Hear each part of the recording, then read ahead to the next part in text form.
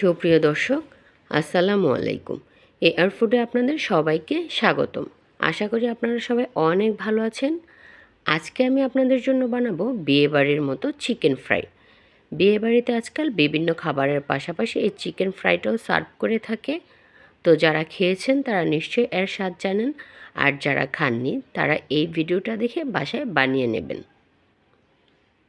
আজকে আমি এখানে 5 টুকরো চিকেন নিয়েছি। আপনারা চাইলে আপনাদের প্রয়োজন অনুযায়ী আরও বাড়িয়ে বা কমিয়ে নিতে পারেন। আমি এখানে চিকেন ফ্রাই তৈরির জন্য লেয়ার চিকেনটা নিয়েছি। এই চিকেনটা খুব তাড়াতাড়ি সিদ্ধ হয়ে যায়, তবে আপনারা চাইলে ব্রয়লার অথবা দেশি চিকেন নিতে পারেন। আমি এখন চুলায় একটি প্যান বসিয়ে দিয়েছি, আর এখন এর মধ্যে দিয়ে দিচ্ছি 1/4 কাপ রেগুলার খাবার তেল। তেলটা একটু গরম হয়ে আসলে এর মধ্যে দিয়ে দিচ্ছি 1/3 কাপ পেঁয়াজ কুচি।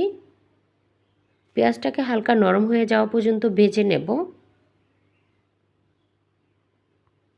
প্রথমে এটাকে আমি চিকেন রোস্টের মতো রান্না করে নেব, তবে এখানে চিকেন রোস্টের মতো অতটা মশলার প্রয়োজন হবে না। পেঁয়াজটা একটু নরম হয়ে আসলে এর মধ্যে অ্যাড করে দিচ্ছি 2 টেবিল চামচ পরিমাণ আদা রসুন বাটা। এখানে আদা রসুনটা একসাথে বেটে নেওয়া। আর এখন দিয়ে দিচ্ছি স্বাদ অনুযায়ী লবণ। আদা রসুনটাকে পেঁয়াজের সাথে হালকা একটু ভেজে নেব, এর কাঁচা স্মেলটা চলে যাওয়া পর্যন্ত। তো আদা রসুনটা ভালোভাবে ভেজে নিলাম।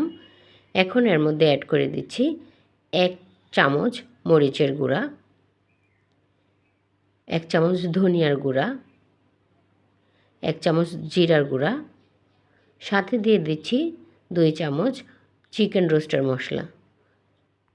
তবে আপনারা চাইলে রোস্টার মশলার পরিবর্তে এখানে জয়ফল আর জয়ত্রীর গুঁড়া ব্যবহার করতে পারেন। মশলাটা যেন পুড়ে না যায় সেজন্য এখানে সামান্য একটু পানি অ্যাড করে দিলাম। মশলাটাকে কিছুক্ষণ কষিয়ে নিলাম। কষানো হয়ে গেলে এর মধ্যে সবগুলো চিকেন অ্যাড করে দিচ্ছি।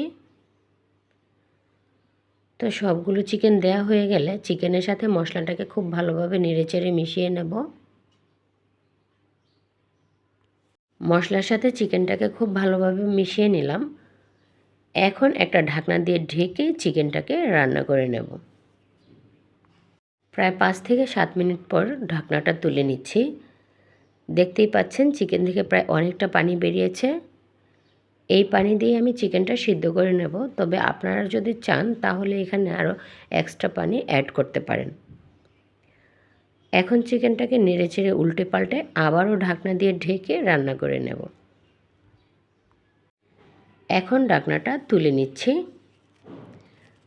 আর চিকেনটা কিন্তু হয়ে গেছে।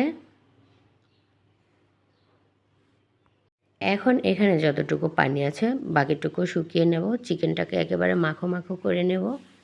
এই পর্যায়ে এখানে আমি 1 টেবিল চামচ পরিমাণ গুঁড়া দুধ আর 1 টেবিল চামচ পরিমাণ কেওড়া জল অ্যাড করে দিলাম। তবে অবশ্যই চেষ্টা করবেন গুঁড়ো দুধ আর কেওড়া জলটা দেওয়ার, তাহলে এর ফ্লেভারটা অনেক সুন্দর আসে। তো চিকেনটা কিন্তু এখন হয়ে গেছে, আর এগুলো আমি প্যান থেকে তুলে নিয়েছি। তো চিকেনটা ঠান্ডা হতে হতে এদিকে বাটিতে আমি 2টা ডিম ফাটিয়ে নিয়েছি, আর নিয়েছি কিছু বিস্কুটের গুঁড়া। এখন 1 পিস চিকেন নিয়ে এভাবে ডিমের মধ্যে ভিজিয়ে নিচ্ছি ভালোভাবে। তো ভালোভাবে ভিজিয়ে নেওয়ার পর এটাকে সরাসরি বিস্কিটের গুঁড়োর মধ্যে দিয়ে দিচ্ছি, আর এর গায়ে খুব ভালোভাবে বিস্কিটের গুঁড়া মাখিয়ে নিচ্ছি।